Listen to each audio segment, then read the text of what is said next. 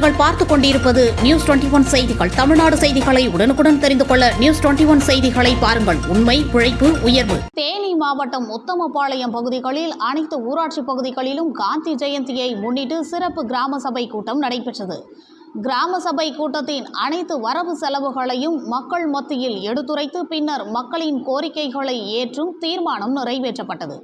இதில் சிந்தலைச்சேரி, மேல சிந்தலைச்சேரி, புலிக்குத்தி, ஐயம்பட்டி, முத்தாளபுரம், எரசை உள்ளிட்ட ஊராட்சிகளில் மற்றும் குறிப்பாக அம்மம்பட்டி ஊராட்சிகளில் முல்லை பெரியாறு அணையில் 152 அடி வரை தண்ணீர் திறக்க வேண்டும் என மக்களின் கோரிக்கையை ஏற்று தீர்மானம் நிறைவேற்றப்பட்டது.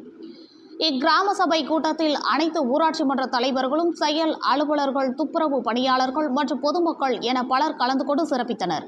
உத்தமபாளையம் செய்தியாளர் எஸ். முகமது இஸ்மாயில்.